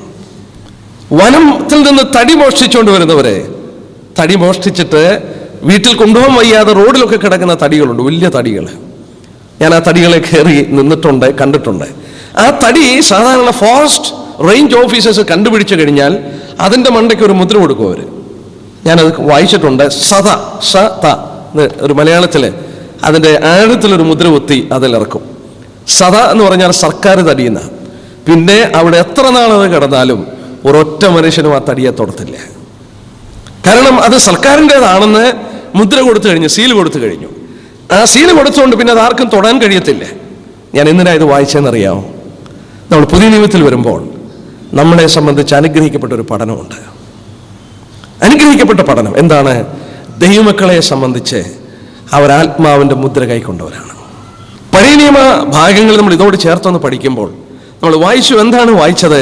ദാനിയേലിനെ കുറിച്ചുള്ള നിർണയത്തിന് the purpose of Daniel cannot be change because of that seal. ആ മുദ്ര കൊണ്ട് ദാനിയേലിനെ സംബന്ധിച്ചുള്ള പർപ്പസിന് മാറ്റമില്ല. യെസ്, പുതിയ നിയമത്തിൽ 3 ഭാഗത്ത് ഈ വാക്യം വായിക്കുന്നുണ്ട്. പഠിക്കേണ്ടിയവർക്ക് വേണ്ടി ഞാൻ ആ വാക്യം പറയാം. 3 ഭാഗത്തതുണ്ട്. ഒന്നാമത് കാണുന്നത് 2 കൊരിന്ത്യർ 1:22, 2 Corinthians chapter 1 verse 22. ഞാൻ 3 വാക്യം പറയാം, ഒന്ന് എഴുതിക്കോ. രണ്ടാമത് എഫേസ്യർ 1:13, എഫേഷ്യൻസ് chapter 1 verse 13. പിന്നീട് വായിക്കുന്നത് എഫേഷ്യൻസ് chapter 4 verse 30, എഫേസ്യർ 4:30. അപ്പോൾ 2 കൊരിന്ത്യർ 1:22, എഫേസ്യർ 1:13, എഫേസ്യർ 4:30. നമുക്ക് ആ വാക്യം ഒന്ന് വായിക്കാം. 2 കൊരിന്ത്യർ 1-ാം അധ്യായത്തിന്റെ 22-ാം വാക്യം. അവൻ നമ്മെ മുദ്രയിട്ടും ആത്മാവെന്ന അച്ചാരം നമ്മുടെ ഹൃദയത്തിൽ തന്നുവിരിക്കുന്നു. അവൻ നമ്മെ മുദ്രയിട്ടും. എഫേസ്യ ലേഖനം 1:13 വാക്യം, എഫേഷ്യൻസ് chapter 1 verses 13. അവനെ നിങ്ങൾക്കും നിങ്ങളുടെ രക്ഷയെക്കുറിച്ചുള്ള സുവിശേഷം എന്ന സത്യവചനം നിങ്ങൾ കേൾക്കുകയും അവനിൽ വിശ്വസിക്കുകയും ചെയ്തിട്ട് തന്റെ സ്വന്തം ജനത്തിന്റെ വീണ്ടെടുപ്പിന് വേണ്ടി തന്റെ മഹത്വത്തിന് പുകഴ്ചയ്ക്കായിട്ട് നമ്മുടെ അവകാശത്തിന്റെ അച്ചാരമായി വാഗ്ദത്തത്തിന് പരിശുദ്ധാത്മാവിനാൽ മുദ്രയിട്ടിരിക്കുന്നു. മൂന്നാമത് വായിക്കുന്നത് 4-ാം അധ്യായത്തിന്റെ 30-ാം വാക്യം. ദൈവത്തിന്റെ പരിശുദ്ധാത്മാവിനെ ദുഃഖിപ്പിക്കരുത്, അവനാലല്ലോ നിങ്ങൾക്ക് വീണ്ടെടുപ്പ് നാളിനായി മുദ്രയിട്ടിരിക്കുന്നത്. ഈ 3 വേദഭാഗത്താണ് പരിശുദ്ധാത്മാവിന്റെ മുദ്രയെക്കുറിച്ച് നമ്മൾ വായിക്കുന്നത്. പ്രാരംഭമായി ഞാൻ ചൂണ്ടിക്കാണിക്കട്ടെ, ആരാണ് ഈ മുദ്രയിട്ടത്? ദൈവമാണ് മുദ്രയിട്ടിരിക്കുന്നത്. സർക്കാരിന്റെ തടി അവിടെ കിടക്കുമ്പോൾ സർക്കാരിൻ്റെതാണ് ആ തടി എന്നുള്ളതിന്റെ അവകാശം സ്ഥാപിക്കുകയാണ്. സർക്കാരിന്റെ തടിയാണ്, സർക്കാർ ആ മുദ്രയിട്ടു, അവകാശം കാണിക്കുകയാണ്. പിന്നെ ആരും അത് എടുക്കില്ല. നോക്കാം, ഞാൻ ശ്രദ്ധിച്ചു, ഇവിടെ പറഞ്ഞിരിക്കുന്ന ദൈവദാസന്മാരുടെ എഴുത്തുകൾ പരിശോധിച്ചു. ഇവിടെ എല്ലാം പറഞ്ഞിരിക്കുന്ന ഒറ്റ ഗ്രീക്ക് വേർഡാണ്, അഫ്രാജിത്സോ, the stamp with a signet or private mark for security or preservation. അവിടെ എല്ലാം ഉപയോഗിച്ചിരിക്കുന്നത്, മുദ്ര എന്ന് വന്നിരിക്കുന്ന പുതിയ നിയമത്തിലും പഴയ നിയമത്തിലും ഒക്കെ വന്നിരിക്കുന്ന ഈ ഭാഗത്തെല്ലാം ഉപയോഗിച്ചിരിക്കുന്ന ഒരു വാക്കാണ് പരിശുദ്ധാത്മാവിന്റെ മുദ്രയെക്കുറിച്ചും ഇവിടെ മുദ്രയെക്കുറിച്ചൊക്കെ വായിക്കുന്നത്. എന്തിനാണെന്നറിയാമോ മുദ്ര തന്നിരിക്കുന്നത്? ആരാണ് ഇത് ഇട്ടിരിക്കുന്നത്? പ്രാരംഭമായി നമ്മൾ ഓർക്കണം, ബൈബിളിൽ എങ്ങും നമ്മോട് ആവശ്യപ്പെട്ടിട്ടില്ല ദൈവത്തിന്റെ ആത്മാവിന്റെ മുദ്ര നാം അന്വേഷിപ്പാൻ. നമ്മൾ വീണ്ടും ജനിച്ചു, ദൈവത്തിന്റെ വചനം കേട്ടു. നമ്മളിവിടെ എഫേസ്യർ 1:13 നോക്കിയാട്ടെ, 1:13, നിങ്ങൾക്ക് രക്ഷയെക്കുറിച്ചുള്ള സുവിശേഷം എന്ന സത്യവചനം നിങ്ങൾ കേട്ടു, അവനിൽ വിശ്വസിച്ചു. നിങ്ങൾ സുവിശേഷം കേട്ടു, നിങ്ങൾ അവനിൽ വിശ്വസിച്ചു. വിശ്വസിച്ചു കഴിഞ്ഞപ്പോൾ എന്താണ്? തന്റെ സ്വന്തം ജനത്തിന്റെ വീണ്ടെടുപ്പിന് വേണ്ടി തന്റെ മഹത്വത്തിന്റെ പൂഴ്ചയ്ക്കായിട്ട് തന്റെ അവകാശത്തിന്റെ അച്ചാരമായി വാഗ്ദത്തൻ പരിശുദ്ധാത്മാവിൽ മുദ്രയിട്ടു. തന്റെ അവകാശത്തിന്റെ അച്ചാരമായി അവിടെ മുദ്രയിട്ടു. ഈ മുദ്ര എന്നുവരെയാണ്? വളരെ ശ്രദ്ധിക്കുക, എന്നുവരെയാണ്? 4-ാം അധ്യായത്തിന്റെ 30-ാം വാക്യം, until the day of redemption, വീണ്ടെടുക്കുന്ന നാൾ വരെ ആ മുദ്രയുണ്ട് എന്ന് പറഞ്ഞാൽ ദൈവം തന്റെ പുത്രനിലൂടെ നമ്മളെ വീണ്ടെടുത്തു. സുവിശേഷം കേട്ടയുടനെ നമ്മൾ വിശ്വസിച്ചു രക്ഷിക്കപ്പെട്ട മാത്രയിൽ ദൈവത്തിന്റെ അവകാശമാണെന്ന് അവിടെ സ്ഥാപിക്കുവാനായിട്ട് പരിശുദ്ധാത്മാവിനെ നമുക്ക് നൽകിയപ്പോൾ ദൈവജനത്തിൽ പറഞ്ഞിരിക്കുന്നു, അത് മുദ്രയാണ്. അത് അവകാശത്തെ ട്രാൻസ്ഫർ ചെയ്യുകയാണ്. ഒരിക്കൽ നമ്മൾ സാത്താന്റെ അവകാശമായിരുന്നു, തന്റെ പുത്രനിലൂടെ നമ്മളെ വിലയ്ക്ക് വാങ്ങി, നമ്മെ അവന്റെ സ്വന്തമാക്കി. ദൈവത്തിന്റെ അവകാശമാണെന്നൊരു മുദ്ര, ആത്മാവിന്റെ സാന്നിധ്യം നമുക്ക് തന്നു. ഈ ആത്മാവിന്റെ സാന്നിധ്യം നമ്മൾ വായിച്ചു, വീണ്ടെടുക്കുന്ന ദിവസം വരെ നമ്മളിലുണ്ട്. അതുകൊണ്ടാണ് അവിടെ പറഞ്ഞത് പരിശുദ്ധാത്മാവിനെ ദുഃഖിപ്പിക്കരുത്. ആത്മാവ് നമ്മളിൽ ഉള്ളത് കൊണ്ടാണ് ദുഃഖിപ്പിക്കാൻ കഴിയുന്നത്. ഞാൻ ചോദിച്ചോട്ടെ, ഞാനൊരു പാവം ചെയ്തു, അല്ലെ ഞാൻ വേറൊരു ദുഃഖിപ്പിച്ചു, ഞാൻ പാവം ചെയ്തു, പാവം ചെയ്തിട്ട് എന്നെ വിട്ട് പരിശുദ്ധാത്മാവ് പോകുകയായിരുന്നുവെങ്കിൽ പരിശുദ്ധാത്മാവ് ദുഃഖിക്കേണ്ട ആവശ്യമില്ല. സാമാന്യ ബുദ്ധി കൊണ്ട് ചിന്തിച്ചു നോക്കിയേ, ഞാൻ പാപം ചെയ്തപ്പോൾ എന്നിൽ വസിക്കാൻ പരിശുദ്ധാത്മാവിന് സാധിക്കില്ല എന്ന് വിചാരിച്ച് പരിശുദ്ധാത്മാവിനെ വിട്ടുപോവുകയാണെങ്കിൽ പരിശുദ്ധാത്മാവിന് ദുഃഖിക്കേണ്ട ആവശ്യമില്ല. എന്നിൽ വസിക്കുന്നത് കൊണ്ടാണ് പരിശുദ്ധാത്മാവ് ദുഃഖിക്കുന്നത്. 2, ഈ പരിശുദ്ധാത്മാവിന്റെ സാന്നിധ്യം എന്റെ പ്രിയപ്പെട്ട ദൈവമക്കളെ, ഞാനും നിങ്ങളും വീണ്ടെടുക്കപ്പെടുമെന്നുള്ളതിന്റെ ഉറപ്പാണ്. It is the guarantee or security. നോക്കുക, ദാനിയേലിനെ കുറിച്ചുള്ള ദൈവനിർണയത്തിന് മാറ്റം വരാൻ പാടില്ല. രാജാവിന്റെ മോതിരമിട്ടപ്പോൾ രാജാവിന്റെ അധികാരവും മുഴുവൻ അതിന്റെ പുറകിലാണ്. മത്തായി 27:65-66 വാക്യത്തിൽ യേശുക്രിസ്തുവിന്റെ കല്ലറയ്ക്ക് മുദ്ര വെച്ചു റോമാക്കാർ. റോമൻ അധികാരം മുഴുവൻ അതിന്റെ പുറകിലാണ്. ദൈവത്തിന്റെ മുദ്ര എനിക്ക് നിങ്ങൾക്ക് തന്നപ്പോൾ ആ വലിയ അവകാശം ദൈവം സ്ഥാപിക്കുകയാണ്. ജെറമ്യാവ് 32:9-10 വാക്യം വായിച്ചു. ജെറമ്യ 32:9-10 വായിക്കേണ്ട വാക്യം ഞാൻ പറഞ്ഞു പോകാം. ആധാരം എഴുതി മുദ്രയിട്ട സാക്ഷികളെ കൊണ്ട് ഒപ്പിടിവെച്ച ശേഷം പണം അവന് തുലാശിൽ തൂക്കിക്കൊടുത്തു. ഒരു സ്ഥലം വാങ്ങിക്കുകയാണ്, ആ സ്ഥലം വാങ്ങി അതെൻ്റേതാണ്, മുദ്രയിട്ട് കൊടുക്കുകയാണ്, പണം കൊടുക്കുകയാണ്, ഉറപ്പ് കാണിക്കുന്നു. ഞാനിത് വായിച്ചപ്പോൾ പഠിച്ചപ്പോൾ എനിക്ക് മനസ്സിലായി, എഫെസോസിലെ വിശുദ്ധന്മാർക്ക് ഇത് എഴുതുമ്പോൾ അവർക്കിത് വളരെ സുപരിചിതമായിരുന്നു. എഫെസോസ് എന്ന് പറയുന്നത് ഒരു സീ പോർട്ടാണ്, സീ പോർട്ട്. ഈ സീ പോർട്ടിലെ കപ്പലുകളിലും മറ്റുമായിട്ട് ഒരുപാട് തടികളൊക്കെ വലിച്ചുകൊണ്ട് അവിടെ വരും. തടി വ്യാപാരികൾ അവിടെ ചെന്നിട്ട് തടികൾ വില കൊടുത്ത് മേടിക്കുമ്പോൾ ഉടനെ ആ തടി അവിടെ നിന്ന് എടുത്തുകൊണ്ട് പോകില്ല. ഓരോരുത്തരും മേടിക്കുന്ന വ്യാപാരികൾ അവരുടെ കയ്യിലുള്ള പ്രത്യേക മുദ്ര കൊണ്ട് മേടിച്ച തടിക്ക് അവർ അടയാളം കൊടുക്കും. അടയാളം കൊടുത്തിട്ട് അവർ ആ മേടിച്ചവർ തിരിച്ചു പോയിട്ട് അവരുടെ ജോലിക്കാരെ പറഞ്ഞു വിടും ഈ മുദ്ര കൊടുത്ത്. അവർ ചെന്നിട്ട് ആ മുദ്രയുള്ള തടി കണ്ടുപിടിച്ച് അവരത് വലിച്ചുകൊണ്ട് അതിൻ്റെ ഉടമസ്ഥന് കൊണ്ടു കൊടുക്കും. ഈ എഫെസോസ് പട്ടണത്തിൽ ഇത് അവർക്ക് പരിചയമായിരുന്നു. എഫെസോസിലെ സഭയ്ക്ക് എഴുതുമ്പോൾ അവർക്കത് മനസ്സിലാക്കാനായിട്ട് കഴിയുമായിരുന്നു. നമ്മളിവിടെ ഒന്ന് ചിന്തിച്ചു നോക്കിയേ, ആ തടിയുടെ മേൽ വില കൊടുത്ത് മേടിച്ചിട്ട് ആ മുദ്ര കൊടുക്കുമ്പോൾ it shows the ownership of A peculiar person or particular person. ഒരു പ്രത്യേക വ്യക്തിയുടെ ഉടമസ്ഥാവകാശം കാണിക്കുന്നു.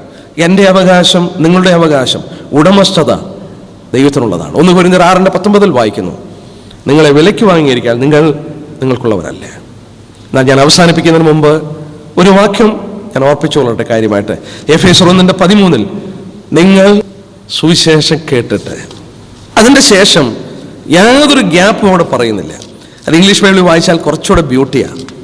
എഫേസ്യർ 1:13 വായിച്ചാൽ, having also believed you were sealed with the Holy Spirit of promise. having also believed, ആ ഇംഗ്ലീഷ് പദം നോക്കിയേ, having also believed you were sealed with the Holy Spirit of promise. സുവിശേഷം കേട്ടപ്പോൾ ഞാനത് വിശ്വസിച്ചു. Having also believed, and that is a cause. The cause of the seal is belief. സുവിശേഷത്തിൽ വിശ്വസിച്ചു. യേശുക്രിസ്തുവിന്റെ പാപത്തിനു വേണ്ടി മരിച്ചു, എൻ്റെ അതിക്രമങ്ങൾക്ക് വേണ്ടി അവന് അടികളേറ്റു, അവൻ മരിച്ചു എന്നുള്ളത് ഞാൻ വിശ്വസിച്ചു. ഹാവിങ് ഓൾസോ ബിലീവ്, ഞാൻ വിശ്വസിച്ച മാത്രയിൽ പരിശുദ്ധാത്മാവിനാൽ മുദ്രയിട്ടു.